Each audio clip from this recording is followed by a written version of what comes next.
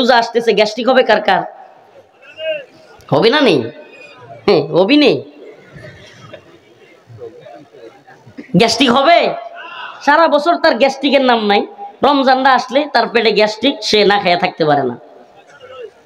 আবার আমাদের মা বোনেরা ঠিক মতো পর্দা করলে করুক আর না করুক, চায়ের স্টল আর সিঙ্গারাপুরির দোকান রমজানে পর্দা করে।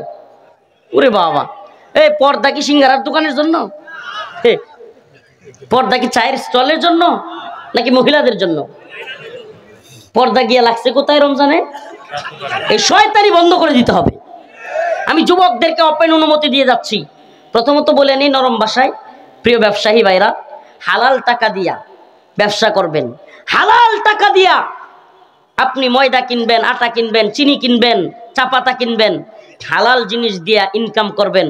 হারাম এটা হইতে পারে না।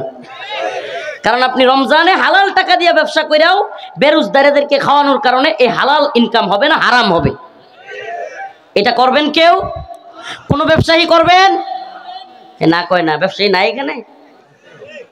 যদি করে, এইবার বলতেছি, যদি করে যুব সমাজকে বলি পর্দাগুলো ছিঁড়ে দিবা। রাজি আসছো তো? ইনশাআল্লাহ আমি অনুমতি দিয়ে গেলাম, পর্দা একটাও লাগবে না। অজুহাত দেখায়, হুজুর ভিন্ন ধর্মী লোকেরা আছে না, তারা খাবে না। তারা খাবে, প্রয়োজনে তারা ওপেন হোটেলে খাবে। ভিন্ন ধর্মের লোকেরা লুকায় খাওয়ার দরকার নাই। ভিন্ন ধর্মের লোক সে যদি রোজা না রাখে, তার খাওয়াটা সে ওপেন খাবে।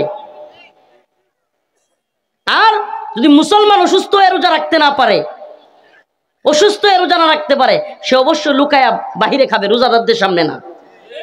কিন্তু তাই বলে এই অজুহাতগুলো দিয়া রোজা যারা না রাখে তাদেরকে আপনি ওপেন খাওয়ার ব্যবস্থা করবেন, এটা আল্লাহর সাথে সবচেয়ে বড় নাফরমানি।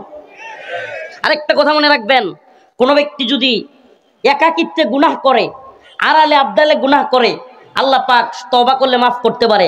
কিন্তু যে ব্যক্তি গুনাহ সয়লাভ করে দেয়, গুনার প্রচার প্রসার করে, বাজারে বাজারে, চায়ের স্টলে, এই ওপেন গুনাহের আল্লাহর নাফরমানির ক্ষেত্র তৈরি করে দেয়, আল্লাহ পাক ওই সমাজকে, ওই এলাকার মধ্যে আল্লাহর আযাব দিয়ে দেন। নাউজুবিল্লাহ। আমেরিকাতে দেখেন নাই ফরেন ইন্ডাস্ট্রি, যে আমেরিকায় পুরো পৃথিবীকে যারা নষ্ট করতেছে, সেই লস অ্যাঞ্জেলেস দেখেন না আল্লাহ পাক কিভাবে আযাব দিয়ে ধ্বংস করে দিছে। আল্লাহর নাফরমানি করলে আল্লাহ পাক ধ্বংস করে দিবে, এটা আল্লাহর একটা সুন্নাহ। আল্লাহ পাক নাফরমানি পছন্দ করেন না।